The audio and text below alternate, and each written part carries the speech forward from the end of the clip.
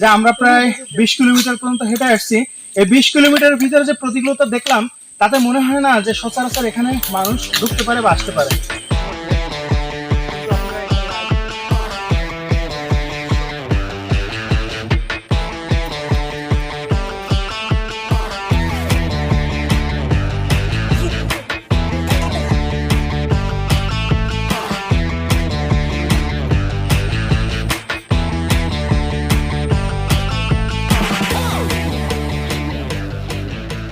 সুন্দরবন পৃথিবীর সবচেয়ে বড় ম্যানগ্রোভ বন বা লবণাক্ত বনাঞ্চল। সুন্দরবনের মোট আয়তন প্রায় 10,000 বর্গ কিলোমিটার, যা যৌথভাবে বাংলাদেশ ও ভারতের মধ্যে অবস্থিত। সুন্দরবনের বাংলাদেশের অংশে আয়তন প্রায় 6,017 বর্গ কিলোমিটার। খুলনা, সাতক্ষীরা, বাগেরহাট, পটুয়াখালী ও বরগুনা জেলায় অংশ নিয়েই বাংলাদেশের সুন্দরবন। আজ আমরা কোনো নৌযান বা স্থলযান ছাড়াই সুন্দরবনের গহীনে প্রবেশ করব। অবশ্যই এটার একটা কারণ আছে। আমরা এত ভিতরে ঢুকবো যেটা একেবারেই অকল্পনীয়। হ্যাঁ, আমরা যে কারণে ভিতরে ঢুকছি এবং আমাদের সাথে কি কি ঘটনা ঘটছে, আমাদের সাথে কোন কোন প্রাণীর দেখা হয়েছে, সেটাও আপনাদেরকে এই ভিডিওতেই দেখাতে থাকবো।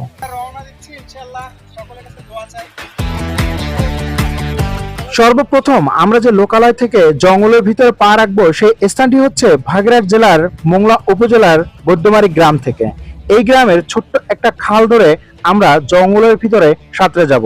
হ্যাঁ, এই কারণে সাঁতরে যাব যাতে আমাদের কষ্ট কম হয়। বর্তমানে এই খালে ভাটা চলতেছে, আর এই ভাটার স্রোত ধরেই আমরা জঙ্গলের ভিতরে চলে যাব। হ্যাঁ, এখান থেকে আমরা সর্বপ্রথম শুরু করেছি। বলে রাখা ভালো, এই যে ছোট্ট খালটি আপনারা দেখতে পাচ্ছেন, খালটি ছোট্ট হলেও এর ভিতরেও কুমির আছে। এর চাইতেও বড় বড় নদী এবং খাল আমরা সাঁতরাবো। অবশ্যই আপনারা আমাদের সঙ্গেই থাকবেন আশা করি।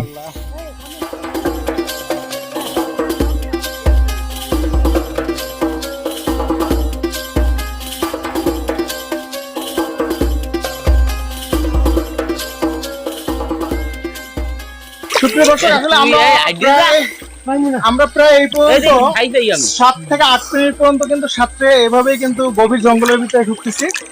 আসলে স্রোত আমাদের পক্ষে আছে, যার কারণে কিন্তু আমরা এখন পর্যন্ত কিন্তু সাঁতরে গভীর জঙ্গলের ভিতরে ঢুকছি ইনশাআল্লাহ। গাছের মুড়া কিন্তু এখানে ব্যাপক পরিমাণ গাছের মুড়া, সেই মুড়াগুলো কিন্তু আমাদের পায়ে কিন্তু প্রচুর পরিমাণ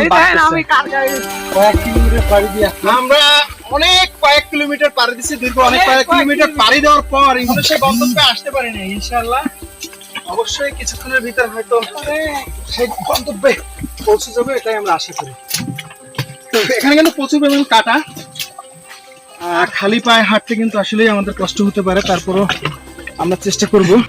অনেকক্ষণ সাঁতরাবার পর যখন জঙ্গলের মাটিতে পাড়া দিলাম, তখন বুঝলাম যে আসলে এখানে খালি পায়ে আসা একেবারেই ঠিক না। যেমন শুলো, তেমনি ভাবে অনেক কাটা এই মাটিতেই পড়ে রয়েছে। তবে উপরে উঠতেই চোখে পড়লো এখানে কিছুক্ষণ আগেই কিছু হরিণ ছিল, যার পায়ের ছাপ এখানে এখনো পড়ে রয়েছে।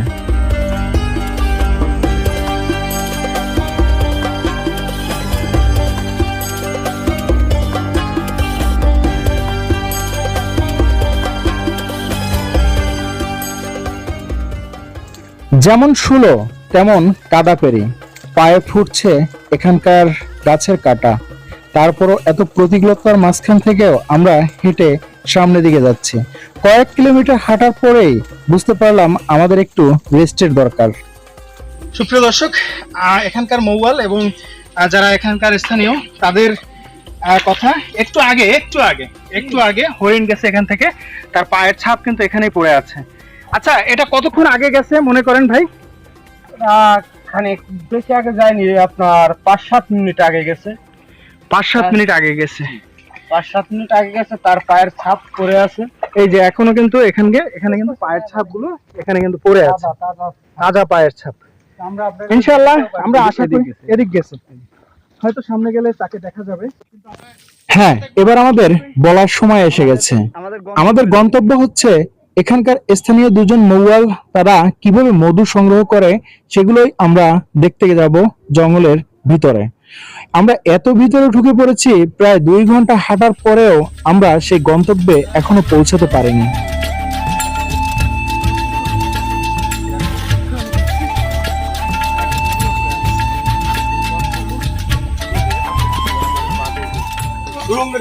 সুড়ঙ্গের ভিতর থেকে যাচ্ছি, এক কথা বলতে পারেন সুড়ঙ্গ এটা।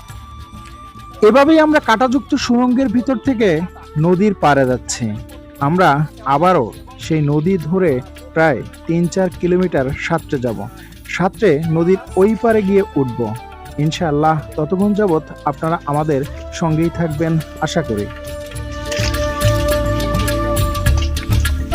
আবার আলহামদুলিল্লাহ আমরা কিন্তু ইতিমধ্যে সেই বড় খালে চলে এসেছি। আমরা যতদূর জানি যে এখানে কিন্তু কুমিরও আছে, অবশ্যই দোয়া করবেন।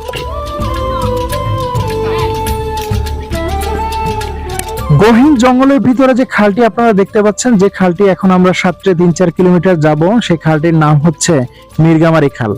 আর এই খালে প্রচুর পরিমাণ কুমির থাকে। এখানে কুমিরেরই বসবাস। হ্যাঁ, আমাদের চোখেও পড়েছে যে নদীর পাড়ে বা খালের পাড়ে অনেকগুলো কুমির। সুপ্রিয় দর্শক, এত প্রতিকূলতার মাঝখান থেকেও কিন্তু আমরা চেষ্টা করছি সেই গন্তব্যে যাওয়ার জন্য। আমার ধরেন Ready? 1, 2, 3, আলহামদুলিল্লাহ।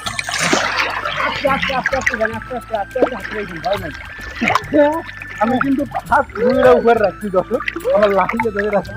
এভাবে আমাদের একসাথে সাঁতার দেওয়ার মানে হচ্ছে, যদি আশেপাশে ভয়ঙ্কর কোনো প্রাণী থাকে তাহলে তারাও আমাদেরকে দেখে ভয় পাবে।